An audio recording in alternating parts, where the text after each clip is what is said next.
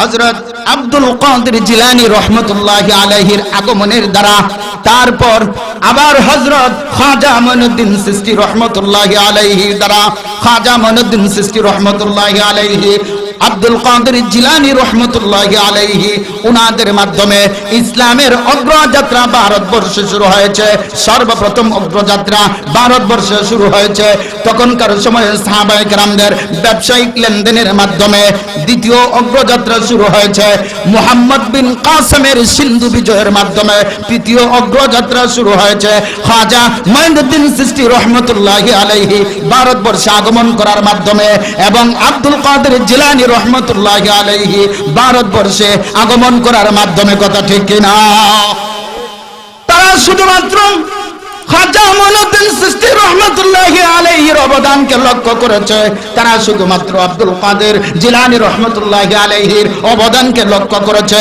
কিন্তু তখনকার সময় সাহাবায়ে কেরাম ব্যবসার মাধ্যমে, ইসলামী লেনদেনের মাধ্যমে ইসলামের অগ্রযাত্রা ভারতবর্ষে যে প্রকাশ করলেন তাহার প্রতি তার লক্ষ্য নাই।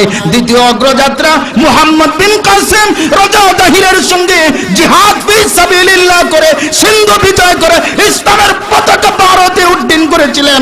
এই ইতিহাস দ্বারা জানে না। কথা ঠিক কিনা?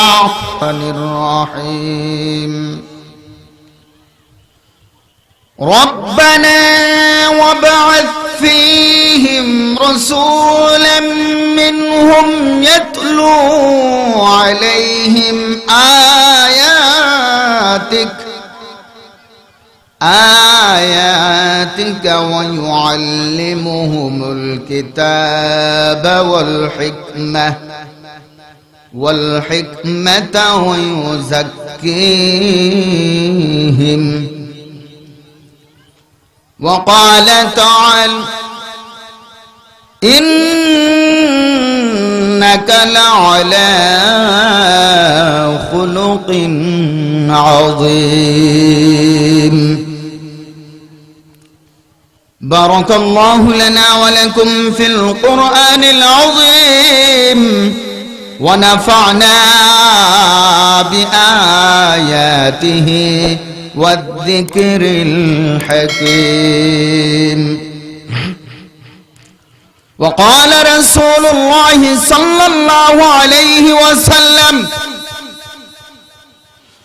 أكمل المؤمنين إيمانا أحسنهم خلقا أو كما قال عليه الصلاة والسلام. محمد درود شريف صلى الله على سيدنا ومولانا محمد وعلى آله وأصحابه وسلم. दिल मेरा तस्खीर किया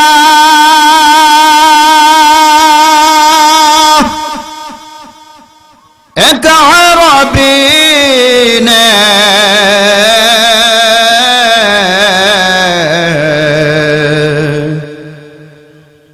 मक्की मदनी हाशिमी मुत्तलबी ने सल्लल्लाहु अला सय्यिदिना व मौलाना मुहम्मद व अला आलिहि व अस्हाबिहि व सल्लम. आशिकों का दिल बनाया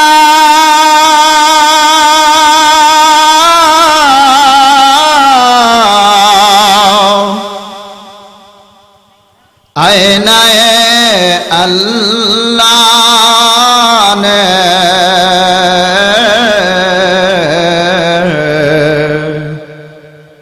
उसका रोशन कर दिया फिर इश्क़ रसूलुल्लाह ने. ला इलाहा इल्लल्लाह ज़ुर ला इलाहा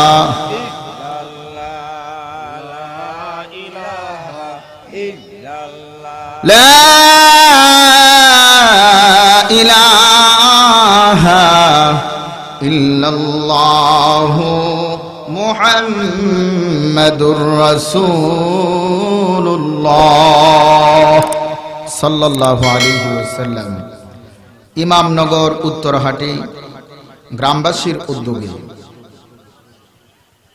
ইসলামী মহাসম্মেলনের সম্মানিত সভাপতি সাহেব, দিগর মুআজ্জাজ উলামায়ে কেরাম, উপস্থিত দিন দরদি মুমিন মুত্তাকি মুসলমান ভাই ও বন্ধুগণ, পর্দার আড়ালে অবস্থানরত আমার অত্যন্ত শ্রদ্ধেয় মা ও বোনেরা এবং আমাদের ছোট ছোট কখামনিরা, মহান রব্বুল আলামিনের দরবারে অসংখ্য অগণিত শুকর এবং সাজুদ আদায় করি যে মহান রব্বুল আলামিন আপনাকে আমাকে জান্নাতের বাগানে গুনাহ মাফের মাহফিলে সুন্দর প্যান্ডাল তথা সামিয়ানার নিচে আসার এবং বসার সুযোগ এবং তৌফিক দান করেছেন। সেজন্য মহান রব্বুল আলামিনের দরবারে উচ্চ কণ্ঠে কালিমাতু শুকর আদায় করে নি আলহামদুলিল্লাহ।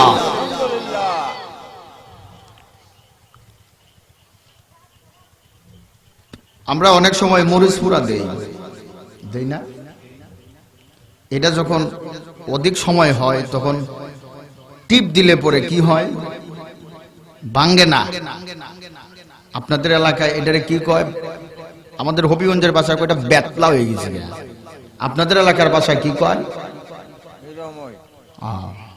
তো আপনারাও বেতলা হয়ে গেছেন মনে হয়। ইমানের চেতনা বলতে ওর নাই, থাকবেই বা কিভাবে? ইমানের চেতনা আমাদের যদি না থাকে, যতই আমরা ওয়াজে আসি আর তাফসিরে আসি আর যতই আমরা নামাজ কালাম করি, কোনো লাভ হবে না। মেইন চয়েস যদি আমাদের দুর্বল থাকে, যে কোনো সময় বিদ্যুৎ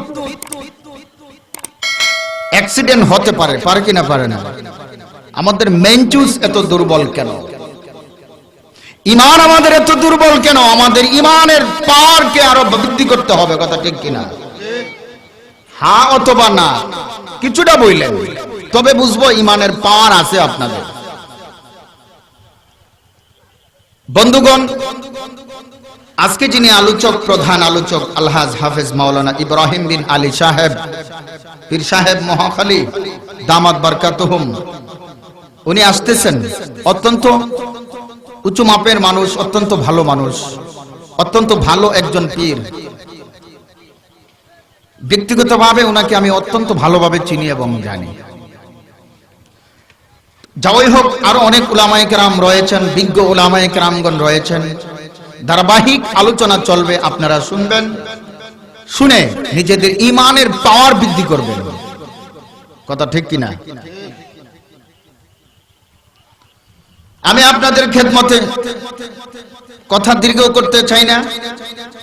আমি আপনাদের খেদমতে প্রথম নম্বর পারা সূরা বাকারার আয়াত নাম্বার 129 তিলাওয়াত করেছি। মহানবী সাল্লাল্লাহু আলাইহি ওয়াসাল্লামের অসংখ্য অগণিত হাদিস থেকে আমি ছোট্ট একখানা বরকতময় হাদিস তিলাওয়াত করেছি। উক্ত আয়াত এবং হাদিসের পরিলক্ষিতে অল্প কিছু আলোচনা করার চেষ্টা করব। ওমা তাওফীক ইল্লা বিল্লাহ। আজকে এই গ্রামবাসী অত্যন্ত কষ্ট করে বিশাল প্যান্ডালের আয়োজন করেছেন, মাহফিলের আয়োজন করেছেন, উলামায়ে কেরামদেরকে দাওয়াত করেছেন আপনাদেরকে কোরআন এবং হাদিসের আলোচনা বলে শোনাবার জন্য এবং আপনারা মনোযোগ সহকারে শ্রবণ করে আমল করার জন্য।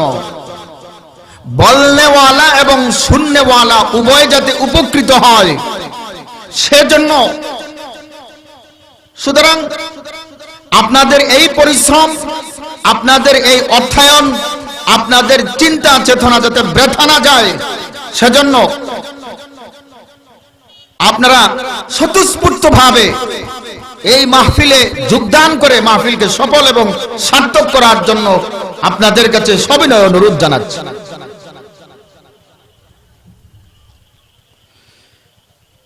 ও বন্ধু, আজকে আপনি আমি তথা সামিয়ানার নিচে জমায়েত হয়েছে, আমরা এক বাক্যে সবাই স্বীকার করে নেই আমরা হচ্ছে ঈমানওয়ালা মুসলমান। কথা ঠিক কিনা?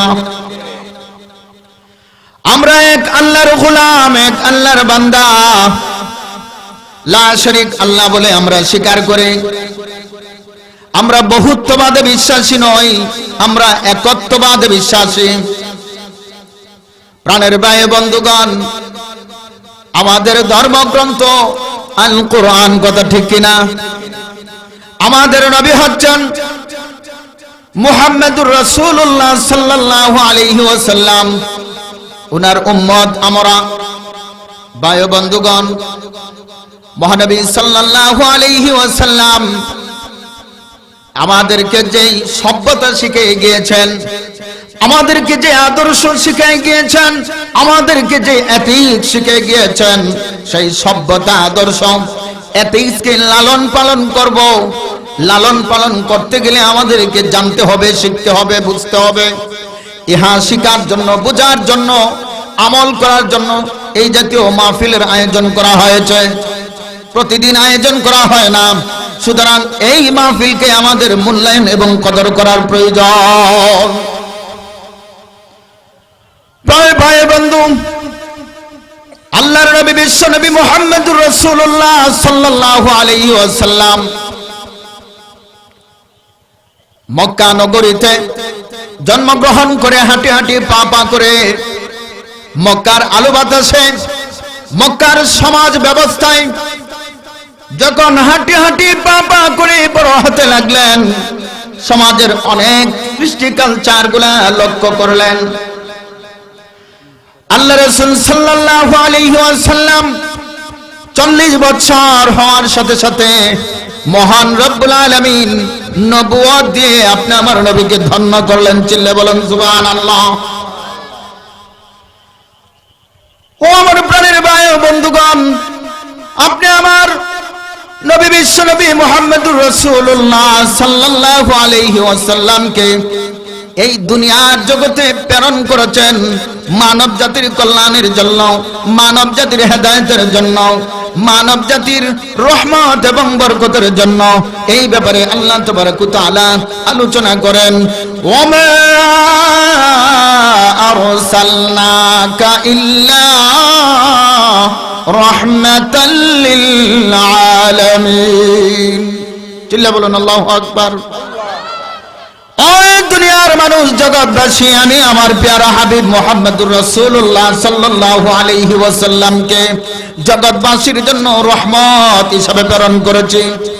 আপনি আমার নবী আরশ এবং কুরসির জন্য রহমত, আপনি আমার নবী 7 আকাশের জন্য রহমত, 7 আসমানের জন্য রহমত, আপনি আমার নবী সমস্ত ফেরেশতাদের জন্য রহমত, আপনি আমার নবী সমস্ত মানুষের জন্য রহমত, আপনি আমার নবী সমস্ত জিন জাতির জন্য রহমত, আপনি আমার নবী 7 জমিনের জন্য রহমত, আপনি আমার নবী চন্দ্রের জন্য রহমত, আপনি আমার নবী সূর্যের জন্য রহমত, আপনি আমার নবী মুসলমানদের জন্য রহমত, আপনি আমার নবী যত ধর্ম এবং মতবাদের মানুষ রয়েছে প্রত্যেকের জন্য রহমত, আপনি আমার নবী উলামায়ে কেরামদের জন্য রহমত, আপনি আমার নবী মজদুরের জন্য রহমত, আপনি আমার নবী ব্যবসায়ীদের জন্য রহমত, আপনি আমার নবী শ্রমিকদের জন্য রহমত, আপনি আমার নবী কৃষকদের জন্য রহমত, আপনি আমার নবী নারী জাতির রহমত, আপনি আমার নবী শিশুদের জন্য রহমত। সুতরাং সমস্ত কিছুর জন্য রহমাতুল লিল আলামিন হলেন সাইয়্যিদুল মুরসালিন, খাতামুন নবিয়্যিন, শাফিউল মুজনিবিন, রাহমাতাল লিল আলামিন।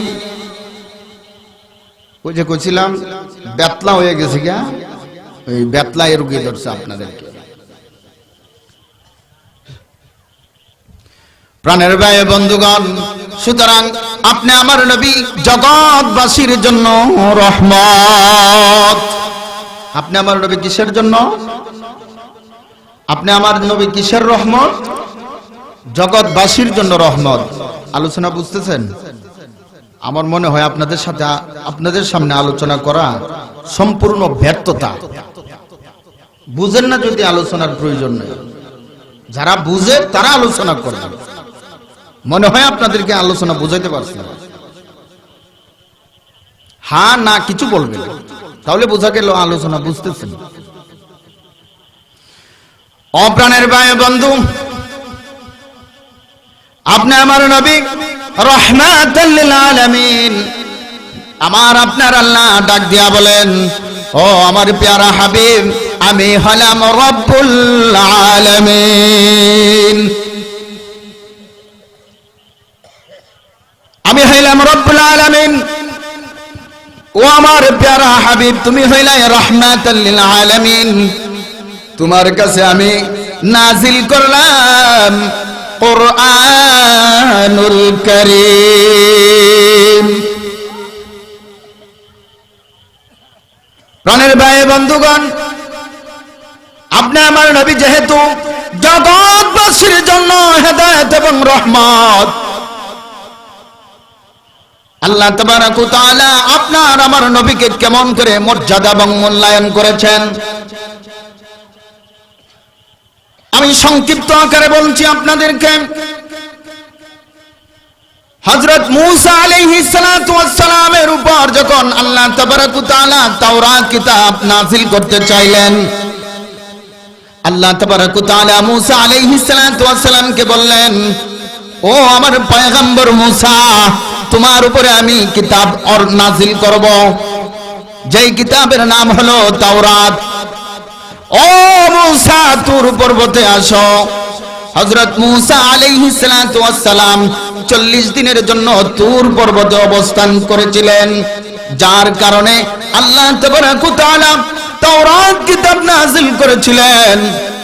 আমার প্রাণের ভাই বন্ধুগণ, আল্লাহ তাবারাক ওয়া তাআলা হযরত ঈসা আলাইহিস সালাতু ওয়াস সালামের উপরে ইনজিল কিতাব নাযিল, মহান রব্বুল আলামিন হযরত ঈসা আলাইহিস সালাতু ওয়াস সালামকে তা ইনজিল কিতাব নাযিল করার সময় বলে দিলেন, ও ঈসা, ইবাদত খানায় তুমি বসে যাও। ইবাদত খানায় বসে গেলেন। ইবাদত খানায় বসে যাওয়ার পর আল্লাহ তাবারাক ওয়া তাআলা ইনজিল কিতাব হযরত ঈসা আলাইহিস সালামের উপরে নাযিল করলেন। জাবুর কিতাব যখন নাযিল করার সময় হলো, হযরত দাউদ আলাইহিস সালামের উপরে আল্লাহ দাউদ কিতাব নাযিল করলেন। আল্লাহ হযরত দাউদ আলাইহিস সালামকে বললেন, ও দাউদ, তুমি রোজা রাখা শুরু করে দাও। দাউদ আলাইহিস সালাম রোজা রাখা শুরু করে দিলেন। আল্লাহ তাবারাক ওয়া তাআলা হযরত দাউদ আলাইহিস সালামের উপরে জাবুর কিতাব নাযিল করলেন। ও আমার ভাই বন্ধুগণ, তাওরাত কিতাব মূসা আলাইহিস সালামের উপরে নাযিল করলেন। তুর পর্বতে হযরত ঈসা আলাইহিস সালামের উপরে ইনজিল কিতাব নাযিল করলেন। উনাকে আদেশ করলেন, ইবাদত খানায় বসে যাও। ইবাদত খানার মধ্যে হযরত দাউদ আলাইহিস সালামের উপরে আল্লাহ জাবুর কিতাব নাযিল করলেন। আল্লাহ বলে দিলেন, রোজা রাখো। রোজা রাখা শুরু করে দিলেন। আপনি আমার নবী, বিশ্ব নবী মুহাম্মদুর রাসূলুল্লাহ সাল্লাল্লাহু আলাইহি ওয়াসাল্লামকে ইবাদত খানায় বসে যাও, তোমার উপরে কোরআন নাযিল করব, এই কথা বলেন নাই। আল্লাহ তাবারাক ওয়া তাআলা আপনি আমার নবীকে এই কথা বলেন নাই, ও আমার প্যারা হাবিব, রোজা রাখা শুরু করে দাও, আমি তোমার উপরে কোরআন নাযিল করব, এই কথা আল্লাহ বলে নাই। আমার আল্লাহ তাবারাক ওয়া তাআলা এই কথাও বলে নাই, ও আমার পয়গম্বর, ও আমার প্যারা হাবিব, তুমি ইবাদত খানায় বসে যাও, আমি আল্লাহ তোমার উপরে কোরআন নাযিল করব, এই কথা আল্লাহ বলেন নাই। আল্লাহ তাবারাক ওয়া তাআলা আপনি আমার নবী, বিশ্ব নবী মুহাম্মদুর রাসূলুল্লাহ সাল্লাল্লাহু আলাইহি ওয়াসাল্লামের উপরে যখন মন চায় তখন এই কোরআন নাযিল করতেন। আপনি আমার নবী যখন পর্বতে থাকতেন, আল্লাহ পর্বতে কোরআন নাযিল করতেন। আমার আপনার নবী হিজরতে থাকতেন, হিজরত করা অবস্থায় কোরআন নাযিল করতেন। আপনি আমার নবী সফরে থাকতেন, সফরের মধ্যে কোরআন নাযিল করতেন। আপনি আমার নবী যুদ্ধের ময়দানে থাকতেন, যুদ্ধের ময়দানে আল্লাহ কোরআন নাযিল করতেন। আপনি আমার নবী যখন বিছানায় থাকতেন, আল্লাহ তাবারাক ওয়া তাআলা বিছানায় কোরআন নাযিল করতেন। আমার আপনার নবী যখন ঘরে থাকতেন, আল্লাহ ঘরে কোরআন নাযিল করতেন। আমার আপনার নবী যখন বাজারে থাকতেন, আল্লাহ বাজারে কোরআন নাযিল করতেন। আমার আপনার নবী নিজের সাংসারিক এবং প্রয়োজনীয় কাজ যখন করতেন, ওই সময়ও আল্লাহ তাবারাক ওয়া তাআলা কোরআন নাযিল করেছেন। প্রিয় হাজিরিন, এমন কি আমাদের নবী হযরত আয়েশা সিদ্দিকা রাদিয়াল্লাহু তাআলা আনহার বিছানায় ওই জায়গার মধ্যে আল্লাহ কোরআন নাযিল করেছেন। সুতরাং আপনি আমার নবীকে আল্লাহ তাআলা কতটুকু মর্যাদাবান করেছেন, সংক্ষিপ্ত আমি আপনাদেরকে এই বিষয়টা বলে বোঝাবার চেষ্টা করেছি। প্যারা হাজিরিন, আপনি আমার নবীকে আল্লাহ তাবারাক ওয়া তাআলা 40টি বছর পর্যন্ত মক্কার আলো বাতাসে সামাজিক কালচার কৃষ্টি সবকিছু অবলোকন করালেন। 40 বছর যখন উপনীত হলো, আল্লাহ তাবারাক ওয়া তাআলা নবীকে নবুয়ত দান করলেন। সেই নবীর ব্যাপারে স্বয়ং রব্বুল আলামিন একটা সার্টিফিকেট দান করেছেন, যে সার্টিফিকেটটা হচ্ছে আল্লাহ তাআলা আলোচনা করেন, ইন্নাকা লাআলা খুলুকিন আযীম। হে নবী, আমি আল্লাহ আপনাকে মহান চরিত্রের অধিকারী বানালাম। কিসের অধিকারী? কি চরিত্রের অধিকারী? মহান চরিত্রের অধিকারী বানালাম। আলোচনা বুঝার চেষ্টা করুন। আল্লাহ তাআলা আলোচনা করেন, ইন্নাকা লাআলা খুলুকিন আযীম। হে নবী, আমি আল্লাহ আপনাকে মহান চরিত্রের অধিকারী বানালাম। কোন চরিত্রের অধিকারী? আর একটু আওয়াজ দিয়ে বলেন, কোন চরিত্রের অধিকারী? আবার সবাই ঐক্যমত বলেন, কোন চরিত্রের অধিকারী? মহান চরিত্রের অধিকারী আল্লাহ তাআলা আমার আপনার নবীকে বানালেন। সেই নবীকে মহান চরিত্রের অধিকারী সার্টিফিকেট দান করলেন আল্লাহ তাবারাক ওয়া তাআলা। আমার তিলাওয়াতকৃত আয়াত প্রথম পারা সূরা বাকারার 129 নম্বর আয়াতে কারিমার মধ্যে আলোচনা করেন।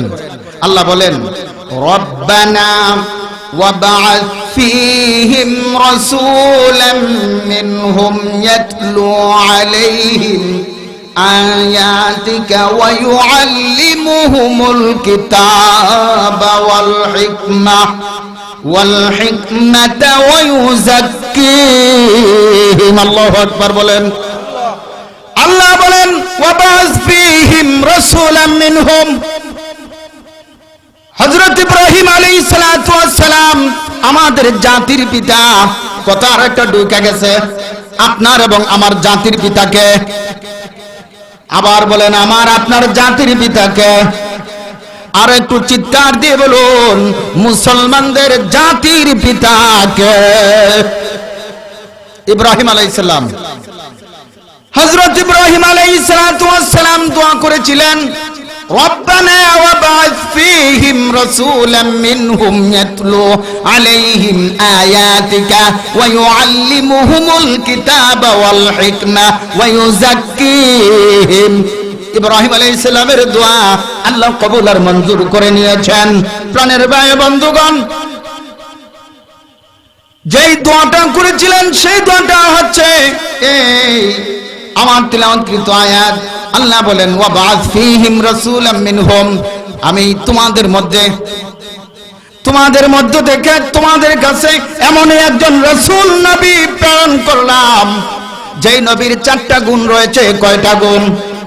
আর একটু চিৎকার দিয়ে বলুন, কয়টা গুণ? 4টা গুণ রয়েছে।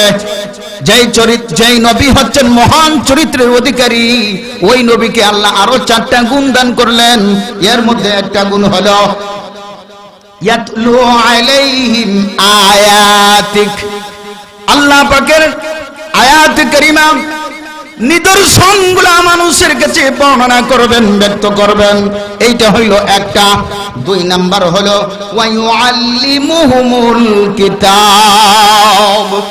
আল্লাহ পাকের পক্ষ থেকে যেই কিতাব নাজিল হয়েছে, কোরআন নাজিল হয়েছে, ওই কিতাবের শিক্ষা এবং দীক্ষা দিবেন। 3 নাম্বার হচ্ছে ওয়াল হিকমা। মানুষকে হিকমত শিক্ষা দিবেন। হিকমার ব্যাপারে অনেকেই অনেক ধরনের ব্যাখ্যা বিশ্লেষণ করেছেন। কামুসের মধ্যে এর ব্যাপারে আলোচনা করেছেন। হিকমা হচ্ছে ন্যায় প্রতিষ্ঠা করা, অন্যায়কে দূরীভূত করা। ন্যায় প্রতিষ্ঠা করা, অন্যায়কে দূরীভূত করা, ন্যায় বিচার করা, হক প্রতিষ্ঠা করা, বাতিলকে নিপাত করা, বাতিলের বিরুদ্ধে সংগ্রাম করা। প্রাণের ভাই বন্ধুগণ, তারপরে 4 নাম্বার হচ্ছে ওয়ায়ুযাক্কিহিম। মানুষকে আত্মশুদ্ধি করাবেন। কি করাবেন? কথা বলুন। আত্মশুদ্ধি করাবেন। সুতরাং চারটা কাজ, একটা হচ্ছে মহান রব্বুল আলামিনের পক্ষ থেকে যত নিদর্শন রয়েছে সেই নিদর্শন আমাদেরকে শোনাবেন।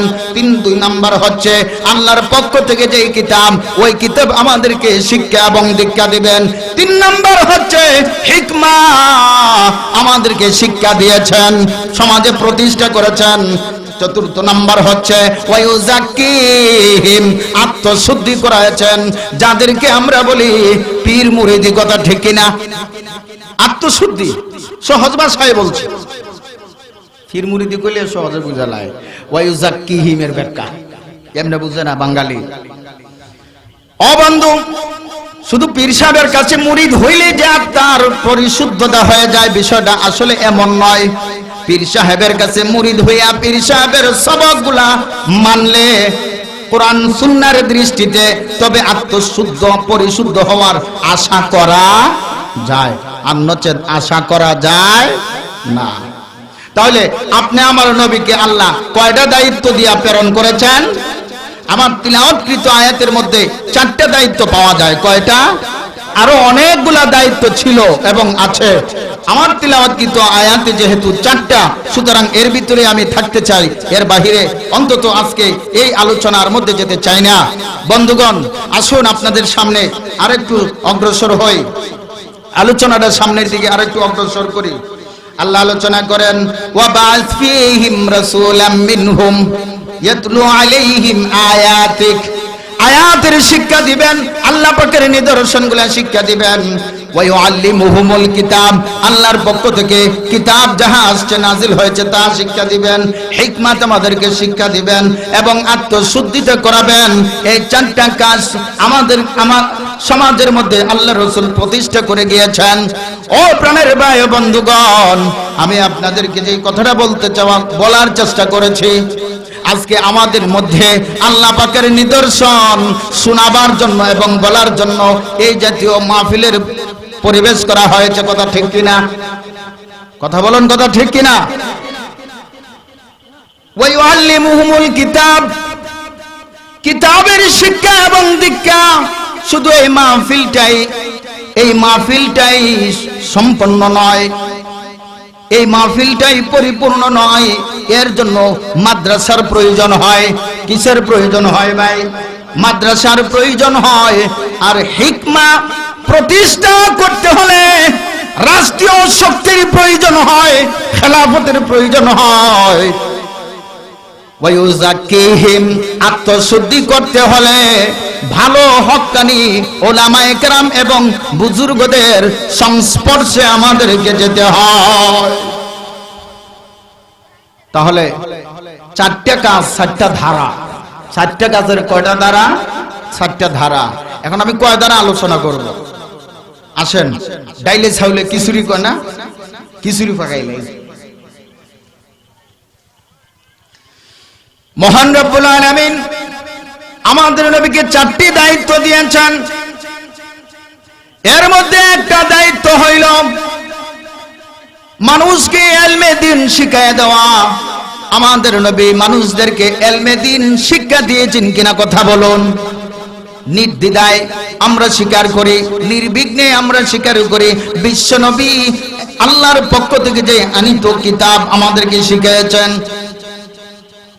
হিকমার জন্য আল্লাহর নবী ফতেহ মক্কা করেছেন, মক্কা বিজয় করেছেন, মদিনা বিজয় করেছেন। যেই মক্কা এবং মদিনা বিজয় করে ইনসাফ প্রতিষ্ঠা করেছেন, অন্যায়ের প্রতিরোধ গড়ে তুলেছেন, ন্যায় প্রতিষ্ঠা করেছেন, অন্যায়ের প্রতিরোধ গড়ে তুলেছেন। ও আমার প্রাণের ভাই বন্ধুগণ, এইটার আরেকটা নাম হলো জিহাদ ফি সাবিলিল্লাহ। এটার উপর আরেকটা নাম হচ্ছে কি? জিহাদ ফি সাবিলিল্লাহ। আপনি আমি যদি নবীর আদর্শ বাস্তবায়ন করার চেষ্টা করি, আপনি আমি যদি প্রকৃত অর্থে নবীর উম্মত বলার চেষ্টা করি এবং হওয়ার চেষ্টা করি, আমাদের মধ্যে 4টা গুণ থাকার প্রয়োজন আছে কিনা নাই? আওয়াজ দিয়ে বলুন, আছে কিনা নাই? আর একটু চিৎকার দিয়ে বলুন, 4টি গুণ আমাদের থাকার প্রয়োজন আছে কিনা নাই? চারটা গুণ আমাদের অবশ্যই থাকার প্রয়োজন। কিন্তু আজকে পৃথিবীর মানচিত্রে লক্ষ্য করলে দেখা যায় হয়তো কাহারোর মধ্যে একটা গুণ পাওয়া যায়, অপর তিনটি পাওয়া যায় না।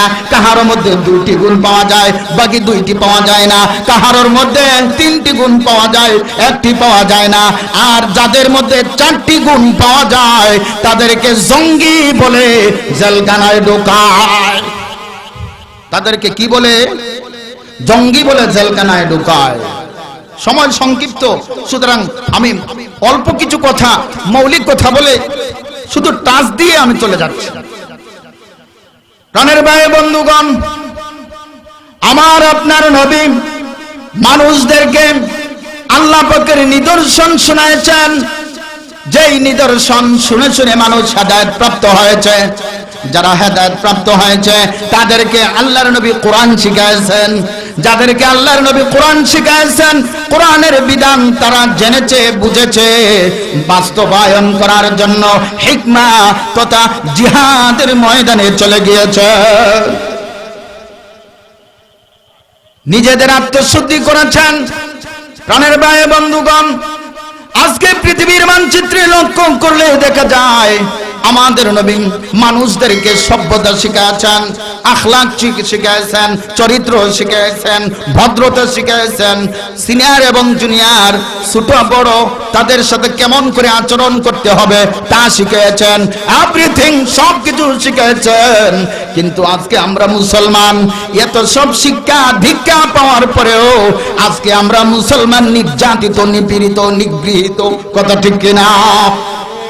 আমরা মুসলমান তো নির্যাতনের জাতি নয়। আমরা মুসলমান কাহারো মার খাওয়ার জন্য দুনিয়াতে আসি নাই। আমরা মুসলমান কাহারো গোলামি করার জন্য এই পৃথিবীতে আসি নাই। আমরা মুসলমান কাহারো ঘরে মুনি মজুরি করার জন্য দুনিয়াতে আসি নাই। বরং মুসলমানের সারা জীবন গোলামি করেছে ইহুদি, বেঈমান, খ্রিস্টানরা। কথা ঠিক কিনা? আজও পর্যন্ত মুসলমানদের গোলামির মধ্যে তারা নিয়োজিত রয়েছে। প্রাণের ভাই বন্ধুগণ, রব্বানা ওয়াবআথ ফীহিম রাসূলাম মিনহুম ইয়াতলু আলাইহিম আয়াতিকা ওয়া ইউআল্লিমুহুমুল কিতাবা ওয়াল হিকমা ওয়া ইউযাক্কিহিম। কোরআন এবং হাদিস শিক্ষার জন্য মাদ্রাসার প্রয়োজন এবং আমাদের হিকমা শিক্ষা করার জন্য এর পরিবেশের প্রয়োজন। তাজকিয়াতুন নফস, আত্মশুদ্ধি করার জন্য ভালো হক্কানি পীর উলামায়ে কেরামের প্রয়োজন আছে কিনা নাই? আসুন আমি সামনে আরেকটু অগ্রসর হচ্ছে, একটু জিকির করি। লা ইলাহা ইল্লাল্লাহ সুবহানাল্লাহ ওয়াল হামদুলিল্লাহ। লা ইলাহা সুবহানাল্লাহ ওয়াল হামদুলিল্লাহ। লা ইলাহা ইল্লাল্লাহ। লা ইলাহা ইল্লাল্লাহু মুহাম্মাদুর রাসূলুল্লাহ সাল্লাল্লাহু আলাইহি সাল্লাম। ও আমার প্রাণের ভাই বন্ধুগণ, আমাদের এই ভারতবর্ষের কথায় চলে আসছি। আমাদের ভারতবর্ষে অনেকে বলেন, বিভিন্ন মিডিয়ায় কথা বলে, বিভিন্ন টকশোতে কথা বলে, ভারতবর্ষে ইসলাম আসছে শুধুমাত্র সুফিবাদের মাধ্যমে।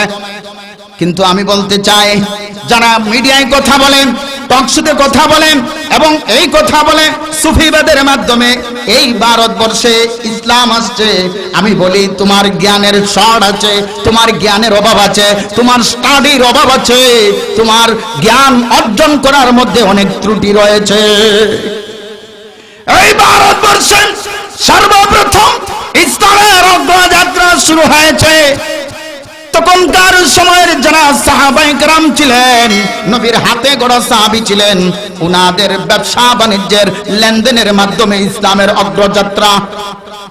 একটা সময় ভারতবর্ষের রাজা দাহির গালিবান আরবের মুসলমানদের 8টি জাহাজ যার মধ্যে মুসলমানদের প্রয়োজনীয় মালামাল ছিল তাহা আটক করে দিয়েছে জলদস্যুদের মাধ্যমে। তখন সময় এই মালামালগুলা নিয়ে যাওয়ার জন্য দূত প্রেরণ করা হলো। তখনকার সময় রাজা দাহির এই মালামাল দিতে অস্বীকার করলো। অস্বীকার করার কারণে এখন এই মালামাল মুসলমানদের নিতে হবে, কথা ঠিক কিনা? তখনকার সময় মাত্র 17 বছর, মাত্র 17 বছরের বালক নওজোয়ান মুহাম্মদ বিন কাসেম, কি নাম? মুহাম্মদ বিন কাসেম। উনি এক বাহিনী নিয়ে ভারতবর্ষে আসলেন। ভারতবর্ষে এসে সিন্ধু বিজয় করলেন। সুবহানাল্লাহ বলেন। এর মাধ্যমে ভারতবর্ষে ইসলামের অগ্রযাত্রা দ্বিতীয় ধাপ শুরু হয়েছে। কয় ধাপ শুরু হয়েছে? দ্বিতীয় ধাপ শুরু হয়েছে। পরবর্তী ধাপে ইসলামের অগ্রযাত্রা শুরু হয়েছে হযরত আব্দুল কাদের জিলানী রহমতুল্লাহি আলাইহির আগমনের দ্বারা। তারপর আবার হযরত খাজা মঈনুদ্দিন চিশতি রহমতুল্লাহি আলাইহির দ্বারা, খাজা মঈনুদ্দিন চিশতি রহমতুল্লাহি আলাইহি, আব্দুল কাদের জিলানী রহমতুল্লাহি আলাইহি, উনাদের মাধ্যমে ইসলামের অগ্রযাত্রা ভারতবর্ষে শুরু হয়েছে। সর্বপ্রথম অগ্রযাত্রা ভারতবর্ষে শুরু হয়েছে। তখনকার সময়ে সাহাবায়ে কেরামদের ব্যবসায়িক লেনদেনের মাধ্যমে দ্বিতীয় অগ্রযাত্রা শুরু হয়েছে। মুহাম্মদ বিন কাসেমের সিন্ধু বিজয়ের মাধ্যমে তৃতীয় অগ্রযাত্রা শুরু হয়েছে। খাজা মঈনুদ্দিন চিশতি রহমতুল্লাহি আলাইহি ভারতবর্ষে আগমন করার মাধ্যমে এবং আব্দুল কাদের জিলানী রহমতুল্লাহি আলাইহি ভারতবর্ষে আগমন করার মাধ্যমে, কথা ঠিক কিনা? তারা শুধুমাত্র খাজা মঈনুদ্দিন চিশতি রহমতুল্লাহি আলাইহির অবদানকে লক্ষ্য করেছে। তারা শুধুমাত্র আব্দুল কাদের জিলানী রহমতুল্লাহি আলাইহির অবদানকে লক্ষ্য করেছে। কিন্তু তখনকার সময় সাহাবায়ে কেরাম ব্যবসার মাধ্যমে, ইসলামী লেনদেনের মাধ্যমে ইসলামের অগ্রযাত্রা ভারতবর্ষে যে প্রকাশ করলেন তাহার প্রতি তার লক্ষ্য নাই। দ্বিতীয় অগ্রযাত্রা মুহাম্মদ বিন কাসেম রাজা দাহিরের সঙ্গে জিহাদ ফি সাবিলিল্লাহ করে সিন্ধু বিজয় করে ইসলামের পতাকা ভারতে উড্ডীন করেছিলেন। এই ইতিহাস তারা জানে না, কথা ঠিক কিনা? ও মুসলমান, আমাদের এই ইতিহাস জানার প্রয়োজন আছে কিনা নাই? ওয়া ইউআল্লিমুহুমুল কিতাবা ওয়াল হিকমা। হিকমা কাকে বলে বুঝেন? প্রাণের ভাই বন্ধুগণ, তারপর ঈসা বিন নুসাইর, মুসা বিন নুসাইর মধ্য এশিয়া বিজয় করেছেন। মুসা বিন নুসাইর মধ্য এশিয়া বিজয় করে প্রায় 800 তথা 900 বছর পর্যন্ত ইসলামী খেলাফত ছিল। তারেক বিন জিয়াদ স্পেনকে বিজয় করেছিলেন। প্রায় 1000 বছর পর্যন্ত ইসলামী খেলাফত ছিল। কুতাইবা বিন মুসলিম, মুসা বিন নুসাইর আফ্রিকা বিজয় করেছিলেন। মুসা বিন নুসাইর আফ্রিকা বিজয় করেছিলেন। কুতাইবা বিন মুসলিম মধ্য এশিয়া বিজয় করেছিলেন। তারেক বিন জিয়াদ স্পেন বিজয় করেছিলেন এবং মুহাম্মদ বিন কাসেম সিন্ধু বিজয় করে ইসলামের অগ্রযাত্রা প্রবাহমান করেছিলেন। ওয়া ইউআল্লিমুহুমুল কিতাবা ওয়াল হিকমাতা ওয়া ইউযাক্কিহিম। আল্লাহর কিতাব শিক্ষা এবং হিকমার মাধ্যমে ইসলামকে প্রতিষ্ঠা করা, জিহাদ ফি সাবিলিল্লাহ করা, অন্যায়ের প্রতিরোধ করা, অন্যায়ের প্রতিবাদ করা, ন্যায়কে প্রতিষ্ঠা করা, ইনসাফকে প্রতিষ্ঠা করা। এইভাবে আমাদের আকাবিরগণ মধ্য এশিয়া ইসলামকে প্রতিষ্ঠা করেছিলেন, ইসলামের খেলাফতকে প্রতিষ্ঠা করেছিলেন, হিকমাকে প্রতিষ্ঠা করেছিলেন মধ্য এশিয়ায় এবং আফ্রিকায় এবং স্পেনে এবং ভারতবর্ষে। ও আমার প্রাণের ভাই বন্ধুগণ, সুতরাং বিভিন্ন ইতিহাস কোরআন এবং সুন্নাহর দৃষ্টিতে লক্ষ্য করলে দেখা যায় মুসলমানগণ দুটি শক্তির ভিত্তিতে সমগ্র বিশ্বে এবং ভারতবর্ষে, আফ্রিকাতে, স্পেনে এবং এশিয়াতে বিজয় করেছিল। কয়টা শক্তিতে? প্রাথমিক অবস্থায় দুটি শক্তি, এর মধ্যে একটা শক্তি হচ্ছে ঈমানী শক্তি, এর মধ্যে একটা শক্তি হচ্ছে কি? ঈমানী শক্তি। 2 নম্বর শক্তি হলো জিহাদ ফি সাবিলিল্লাহ, হিকমার শক্তি, কথা ঠিক কিনা? এরই মাধ্যমে এশিয়াতে ইসলামী খেলাফত প্রতিষ্ঠা হয়েছিল। হিকমা এবং ঈমানের মাধ্যমে স্পেনে ইসলামী পতাকা উড্ডীন হয়েছিল। আফ্রিকাতে ঈমান এবং জিহাদ ফি সাবিলিল্লাহর মাধ্যমে ইসলাম প্রতিষ্ঠা হয়েছিল এবং আমাদের ভারতবর্ষে ইসলাম প্রতিষ্ঠা হয়েছে জিহাদ ফি সাবিলিল্লাহ এবং ঈমানের মাধ্যমে। সুতরাং যারা বলে শুধুমাত্র সুফিবাদের মাধ্যমে ভারতবর্ষে ইসলাম আসছে, তাদের একটা সূক্ষ্ম ষড়যন্ত্র আছে। সেই ষড়যন্ত্রের কথাটা আমি আপনাদেরকে একটু পরেই বলছি। বন্ধুগণ, এই দুটি শক্তিকে তারা নষ্ট করার জন্য দুটি প্ল্যান করেছে। কয়টি প্ল্যান? দুইটা প্ল্যানিং তারা অনেক বছর পূর্ব থেকেই তারা করে আসছে।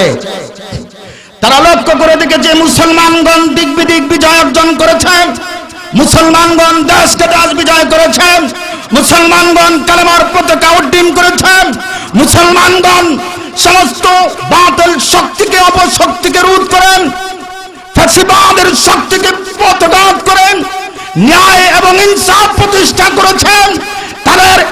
তাদেরকে এই চিন্তা চেতনা বিমূঢ় করেছে।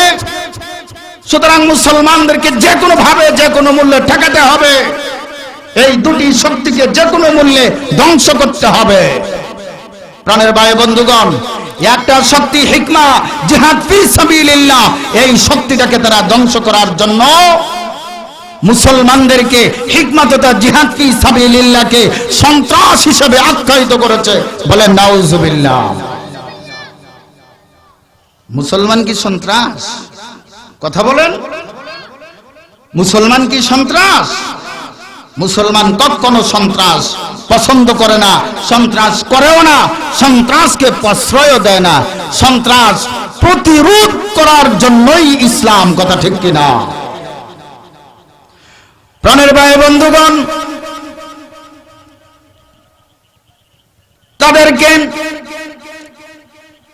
তারা যেই চিন্তা চেতনা নিয়ে মুসলমানদের একটা শক্তি, যেই শক্তিটা হচ্ছে জিহাদ ফি সাবিলিল্লাহ, এই জিহাদ ফি সাবিলিল্লাহকে তারা ধ্বংস করার জন্য মুসলমানদেরকে সন্ত্রাস হিসাবে আখ্যায়িত করে এমন কায়দা কৌশল করেছে, যার কারণে মুসলমান অনেক লেখক রয়েছে যারা বিভিন্ন মিডিয়াতে কথা বলে, যারা বিভিন্ন পত্র পত্রিকায় লেখালেখি করে, যারা বিভিন্ন গণমাধ্যমে কথা বলে, তারাও বলে মুসলমান সন্ত্রাস। নাউজুবিল্লাহ। যদি তাদেরকে প্রশ্ন করা হয় ভাই কিসের জন্য সন্ত্রাস, বলে এরা জায়গায় জায়গায় বোম মারে। তাদেরকে যদি প্রশ্ন করা হয়, তদন্ত করে বের করেন কারা বোম মারে, পরবর্তীতে দেখা যায় এমন কতগুলো লোক যার মুখে নাই দাড়ি, মাথায় নাই টুপি, নামাজ নাই। কথা ঠিক কিনা? এমন মানুষ কি প্রকৃত নবীর আদর্শওয়ালা মানুষ? কথা বলেন, ওই ব্যক্তি কি প্রকৃত নবীর উম্মত? কখনো নয়। ইসলাম এদেরকে বলে মুনাফেক। ইসলাম এদেরকে কি বলে? মুনাফেক। আর মুনাফেকরা সব সময় মুসলমানদের কি করেছে? ক্ষতি করেছে। মুসলমানদের সব সময় ক্ষতি করেছে কারা? মুনাফেকরা। প্রায় ভাই বন্ধুগণ, মুসলমানদের জিহাদ ফি সাবিলিল্লাহর শক্তিকে ধ্বংস করার জন্য জিহাদটাকে তারা সন্ত্রাস হিসেবে আখ্যায়িত করে পৃথিবীর মানচিত্রে মুসলমানদের বিরুদ্ধে এমন ভাবে উস্কে দিয়েছে, মুসলমান নাম শুনলেই, জিহাদ ফি সাবিলিল্লাহর কথা শুনলেই মুসলমানদেরকে জঙ্গি বলে, মুসলমানদেরকে ধিক্কার দেয়, মুসলমানদেরকে সাহায্য করে না, মুসলমানদেরকে সহযোগিতা করে না, মুসলমানদেরকে দুরু করে তাড়ায় দেয়। কথা ঠিক কিনা? ও আমার প্রাণের ভাই বন্ধুগণ, কিন্তু তারা অনেক দূর থেকে ষড়যন্ত্র করে আসছে। মুসলমানদের এই শক্তির ভিত্তিতে স্পেন বিজয় করেছে, আফ্রিকা বিজয় করেছে, এশিয়া বিজয় করেছে এবং আমাদের ভারতবর্ষটাকে বিজয় করেছে। সুতরাং এইভাবে যদি তাদেরকে চলতে দেওয়া হয়, তাহলে সমগ্র পৃথিবীতে তারা বিজয় করে নিবে, ইসলামের পতাকা উড্ডীন করে দিবে, খেলাফত প্রতিষ্ঠা করে দিবে। সুতরাং এদেরকে এখন থেকেই প্রতিরোধ করতে হবে। প্রতিরোধ কিভাবে করবে? ওই মুসলমানদের ভিতরে তারা ঢুইকা মুসলমানদেরকে সন্ত্রাস আখ্যায়িত করাইয়া মুসলমানদেরকে দোষী সাব্যস্ত করায় ফেলেছে। কথা ঠিক কিনা? তাহলে মুসলমানদের এই পবিত্র বিধানটাকে সন্ত্রাস হিসেবে আখ্যায়িত করে তারা সফল হয়েছে না ব্যর্থ হয়েছে? সফল হয়েছে, তারা সফল হয়েছে। মুসলমান আজ ব্যর্থ।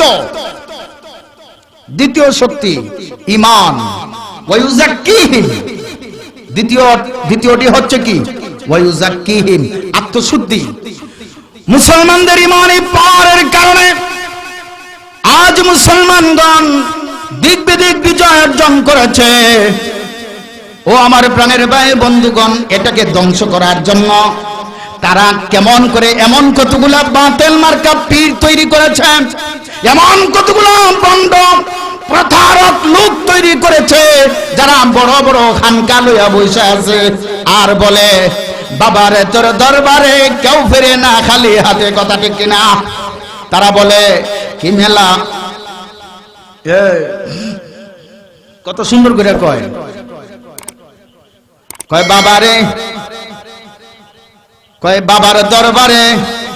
কোন নামে আপনারা সহযোগিতা করেন? বাবার দরবারে কি খেলা জমাইছে, সুন্দর একটা কয় না এরা? হ্যাঁ, কেমনে কয় বুঝলে বলেছি? এটা না আরেকটা আছে। যাক, আমরা তো এই লাইনের বক্তা না, এটা যারা কয় এটা ফাতলা বক্তা, এগুলা আমরা কই না। পরিস্থিতি বাধ্য করে কিছুটা বলার জন্য, আপনাদেরকে বোঝাবার জন্য। তারা বলে যে বাবার দরবারে, বাবারে তোর দরবারে সব পাগলের খেলা। মনে হয়েছে কি হয়ে গেছি গা? মনে হয়ে গেছি গা। বাবারে তোর দরবারে সব পাগলের মেলা, বাবারে তোর দরবারে সব পাগলের খেলা, বাবার সব দরবারে তো আমরা বলি কি, বাবার সব দরবারে তোর নারীর খেলা, বাবার সব দরবারে তোর গাজার খেলা, বাবার তোর দরবারে সব গাঞ্জাদের তাজকিয়াতুন নফস, আধ্যাত্মিকতার যে একটা রাস্তা। যারা ওই কথা বলে ভারতবর্ষে ইসলামের অগ্রযাত্রা হয়েছিল সুফিবাদের মাধ্যমে, তথা সুফিবাদটাকে এমন সূক্ষ্ম কৌশলে ধ্বংস করে দিয়েছে কতগুলা বাতিল মার্কা পীর তৈরি কইরা। কথা ঠিক কিনা? যে সমস্ত কতগুলা বাতিল বন্ধ রয়েছে, যারা আর নামাজ নাই, মুখে দাড়ি নাই, মাথায় টুপি নাই, আছে শুধু নারীর খেলা, গাজার খেলা এবং সুদ এবং ঘুষের খেলা, গান বাজনার খেলা, ওই সমস্ত ব্যক্তি আবার পীর হয় কিভাবে? কথা ঠিক কিনা? তাদের এই দুইটা প্ল্যান বাস্তবায়ন করে মুসলমানদের উপরে প্রয়োগ করে সফল হয়েছে। আমরাও আজকে এইগুলার প্রতি ধাবিত হয়ে গেছি। কথা ঠিক কিনা? কথা বলুন, কথা ঠিক কিনা? প্রাণের ভাই বন্ধুগণ, শেষ করে দিচ্ছি। আজকে আমরা পৃথিবীর মানচিত্রে লক্ষ্য করলে দেখি মুসলমানদের যেই দুইটা শক্তি, যেই দুটি শক্তির ভিত্তিতে আজকে মুসলমান সমগ্র বিশ্বে ইসলামের পতাকা উড্ডীন করেছে, ওই দুইটা শক্তি, এর মধ্যে একটা হলো জিহাদ ফি সাবিলিল্লাহ, এর মধ্যে একটা হলো ঈমান তথা আধ্যাত্মিকতার শক্তি। এই দুইটা শক্তিকে তারা নষ্ট করে দিয়েছে। এই দুইটা শক্তির মধ্যে থেকে আমাদেরকে আবার পুনরায় আকাবেরদের পথে ফিরে যেতে হবে। আমাদেরকে আবার সেই ইসলামের ঝান্ডা উড্ডীন করার জন্য শপথ গ্রহণ করতে হবে। কথা ঠিক কিনা? প্রাণের ভাই বন্ধুগণ, আমি আপনাদেরকে সংক্ষিপ্ত আকারে একটা কথা বলে শেষ করে দিচ্ছি। আপনি আমার নবী বিশ্বনবী মুহাম্মদুর রাসূলুল্লাহ সাল্লাল্লাহু আলাইহি ওয়াসাল্লাম কেমন সাহাবী তৈরি করে দিয়ে গিয়েছিলেন, কেমন আদর্শওয়ালা ব্যক্তিদেরকে তৈরি করে গিয়েছিলেন। এক ব্যক্তি সফর করে মদিনায় আসছেন, মদিনায় সফর করে আসছেন, ক্লান্ত শ্রান্ত ব্যক্তি গাছের নিচে একটু আরাম করবে, তার উট একটু ছেড়ে দিয়েছে, ওই ব্যক্তি গাছের নিচে একটু আরাম করছে। ভাই ও বন্ধুগণ, উটটি আরেক ব্যক্তির ফসলকে নষ্ট করে ফেলেছে। ফসলওয়ালা ওই ক্ষেতের মালিক বড় একটি পাথর দ্বারা ডিল মেরে উটের মাথায় আঘাত করেছে, আর উট সেই আঘাতে ছটফট করে মৃত্যুবরণ করেছে। উটের মালিক ঘুম থেকে জাগ্রত হয়ে দেখেন তার উটটিকে ওই ব্যক্তি মেরে ফেলেছে। তখন উটের মালিকেও একটি ঢিল নিয়ে ক্ষেতওয়ালাকে আঘাত করেছে, ওই পাথরটা তার মাথায় লেগে সেও ইন্তেকাল করেছে। তখনকার সময় খলিফাতুল মুসলিমিন হযরত উমর রাদিয়াল্লাহু তাআলা আনহু, বন্ধুগণ, হযরত উমর রাদিয়াল্লাহু তাআলা আনহুর খেলাফত, উমর রাদিয়াল্লাহু তাআলা আনহুর দরবারে বিচার, যেই ব্যক্তি হত্যা হলো ওই ব্যক্তির সন্তানেরা বিচার দায়ের করলো। বিচারের মধ্যে উমর রাদিয়াল্লাহু তাআলা আনহু উভয়কে ডাকলেন। এবার বিচারের ফয়সালা হলো, ও ভাই মুসাফির, আপনি ওই ব্যক্তিকে আঘাত করেছেন সত্য কিনা? বলে হ্যাঁ সত্য। আপনার আঘাতে ওই ব্যক্তি ইন্তেকাল করেছে সত্য কিনা? বলে হ্যাঁ সত্য। তাহলে কোরআনের বিচারে আমাদের মহানবী সাল্লাল্লাহু আলাইহি ওয়াসাল্লাম যেই হিকমা আমাদেরকে শিখিয়ে গিয়েছেন, যে তালিম আমাদেরকে শিখিয়ে গিয়েছেন, এই বিচারে আপনাকে হত্যার পরিবর্তে হত্যা করতে হয়। তখন ওই ব্যক্তি বলে, ও আমিরুল মুমিনিন, আমি সেই আইন নির্দ্বিধায় মেনে নিলাম, আমার কোনো আপত্তি নাই। তবে আমার একটা অনুরোধ আপনার কাছে, আমি অনেক দূর থেকে আসছি, বাড়িতে আমার সন্তান রয়েছে, আমার মাতা পিতা রয়েছে, আমার স্ত্রী রয়েছে, কিছু মানুষের সম্পদ আমার কাছে আমানত রয়েছে। মেহেরবানি করে যদি আমাকে 3 দিনের একটু সুযোগ দেন, আমি আমার বাড়িতে যাইয়া মা বাবা এবং স্ত্রী সন্তানদের কাছ থেকে চিরবিদায় নিয়ে আসব এবং মানুষের আমানত যাহা আমার কাছে তাহা আমি ফেরত দিয়ে আসব। আমিরুল মুমিনিন উমর বলেন, এটা তো সম্ভব নয়, এটা তো কোনো লয়ের আইনের ভিতরে নাই। যাই হোক, শেষ পর্যায়ে ওই ব্যক্তির আবেদনটাকে গ্রহণ করা হলো। সেই আবেদনের জন্য একজন জামিনদারের প্রয়োজন হয়। ওই ব্যক্তির জামিন গ্রহণ করেছিলেন, জামিন নিয়েছিলেন আল্লাহ রাসূল সাল্লাল্লাহু আলাইহি ওয়াসাল্লামের একজন সাহাবী হযরত আবু যর গিফারি রাদিয়াল্লাহু তাআলা আনহু। এই বৃদ্ধ বয়সে যখন তার জামিন নিয়েছিলেন, তখন সময় আমিরুল মুমিনিন উমর বলেন, ও মিয়া সাহাবী, আল্লাহ রাসূল সাল্লাল্লাহু আলাইহি ওয়াসাল্লামের অত্যন্ত আদরের সাহাবী, আপনি বৃদ্ধ হয়েছেন, এই মুহূর্তে আপনি এই ব্যক্তি চিনা নাই জানা নাই তার জামিন গ্রহণ করেছেন, ওই ব্যক্তি যদি পুনরায় ফিরে না আসে, আপনাকে ফাঁসির কাস্টে ঝুলানো হবে। উনি বললেন, ঠিক আছে, অসুবিধা নাই, আমি তার জামিন গ্রহণ করেছি, আসুক বা না আসুক তাকে জামিন দেওয়া হোক। সংক্ষিপ্তভাবে শেষ করে দিচ্ছি। এবার ওই ব্যক্তিকে জামিন দেওয়া হলো, আর ওই দিক দিয়া হযরত আবু যর গিফারি রাদিয়াল্লাহু তাআলা আনহু ওই ব্যক্তির পরিবর্তে কয়েদ অবস্থায়। 3 দিন প্রায় শেষ, একবারে দিনের শেষ প্রান্ত, সূর্যের ডুবে ডুবে অবস্থা। এমন সময় সবাই উপস্থিত। খলিফাতুল মুসলিমিন উমর বলতেছেন, ও ভাই, কেন আপনি এই ব্যক্তির জামিন গ্রহণ করেছিলেন? উনি বলেন, কেন করেছি? যেহেতু তার জামিন কেউ গ্রহণ করে না, এই জন্য। এইভাবে কথা বলার প্রেক্ষিতে হঠাৎ করে দেখা যায় অনেক দ্রুত গতিতে এক ব্যক্তি সওয়ারি হয়ে আসতেছে, ঘোড়া দৌড়ায় আসতেছে। কিছুক্ষণ আসার পরে দেখা গেল ওই ব্যক্তি, যেই ব্যক্তি ফাঁসির আসামি, কথা ঠিক কিনা? সবাই অবাক, তাজ্জুব হয়ে গেল, ইমন মানুষ তো পাওয়া বড় দুষ্কর, যাই না বুঝে কিভাবে আবার ফাঁসির ফান্দে আইসে, কথা ঠিক কিনা?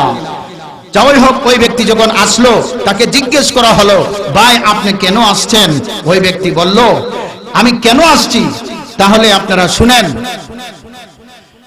আমার সাথে ওনার কোনো সম্পর্ক নাই, পরিচয় নাই, আমি জামিন চেয়েছি, নির্দ্বিধায় উনি জামিন গ্রহণ করেছেন। আমার কারণে একজন মুরব্বী মানুষ ফাঁসির কাস্টে ঝুলবে, আমি বরদাস্ত করতে পারি না, এই কারণে আমি আমার বিবেকের তাড়নায় চলে আসছি। এবার আবু যর গিফারি রাদিয়াল্লাহু তাআলা আনহুকে প্রশ্ন করা হলো, ও আবু যর গিফারি, কেন তুমি তার জামিন গ্রহণ করেছিলে? এবার আবু যর গিফারি বলেন, আমি এই জন্য তার জামিন গ্রহণ করেছি, কিয়ামতের কঠিন ময়দানে ওই ব্যক্তি যদি প্রশ্ন করে, ওগো আল্লাহর নবী, আপনার শহরে আমি জামিন চেয়েছিলাম, কোনো মানুষ আমার জামিন নেয় নাই, আমার জন্য কেউ জামিন গ্রহণ করে নাই, সুতরাং সেই ব্যক্তি আমার নবীকে কিয়ামতের ময়দানে লজ্জায় ফেলে দিবে। যার কারণে আমি আবু যর গিফারি বৃদ্ধ বয়সে ওই ব্যক্তির জামিন গ্রহণ করেছি, কিয়ামতের দিন যাতে করে আমার নবীর শহরে এসে ওই ব্যক্তি জামিন চাইলো, আর আমি আবু যর নবীর সাহাবী বেঁচে থাকতে ওই ব্যক্তির জামিন গ্রহণ করব না, এইটা হতে পারে না। কিয়ামতের মাঠে আমার নবীকে আমি লজ্জিত করতে চাই না। প্যারা হাজিরিন, এর নাম হলো ভালোবাসা, এর নাম হলো নবীর আদর্শ, এর নাম হলো নবীর অনুসরণ অনুকরণ। আমাদের সমাজে কিছু মানুষ রয়েছে যারা নাকি বলে আমরা আমরা থেন, এই করি সেই করি। আমি তাদের কাছে প্রশ্ন করতে চাই, যারা নাকি প্রকৃত নবীর আদর্শকে গ্রহণ করে সমাজে আদর্শ বাস্তবায়ন করেছেন, তাদের আদর্শের প্রতি লক্ষ্য করে নিজেদেরকে নবীর আদর্শওয়ালা দাবি করেন, আমাদের কষ্ট থাকবে থাকবে না, কিন্তু আপনি কাজ করবেন নাস্তিক্যবাদী, কাজ করবেন ইহুদি খ্রিস্টানের, কাজ করবেন হিন্দুইজমের, আর বলবেন আমি নবীর বড় আশেক, তখন আমাদের কষ্ট লাগে। যার কারণে আমরা প্রতিবাদী কণ্ঠে হিকমা, আল্লাহ যে বিধান শিখিয়ে দিয়েছেন, নবী যে 4টা দায়িত্ব নিয়ে আসছিলেন, এর মধ্যে একটা হচ্ছে হিকমা, এর মধ্যে একটা হচ্ছে ওয়ায়ুজাক্কিহিম তাজকিয়াতুন নফস। যার কারণে আমরা কথা বলতে বাধ্য হই। জনসাধারণ সহজ সরল মুমিন মুসলমান এদের থাপ্পড় থেকে খপ্পড় থেকে যাতে বাঁচতে পারে, এই জাতীয় মাহফিল থেকে আমরা তাদেরকে মোটিফাই করে একেবারে সঠিক কথাগুলো পৌঁছায় দেওয়ার চেষ্টা করি। আল্লাহ তাআলা যেন আমাদেরকে প্রকৃত অর্থে নবীর উম্মত হওয়ার তৌফিক দেন। ওয়া মা আলাইনা ইল্লাল বালাগ। আসসালামু আলাইকুম ওয়া রাহমাতুল্লাহি ওয়া বারাকাতুহু।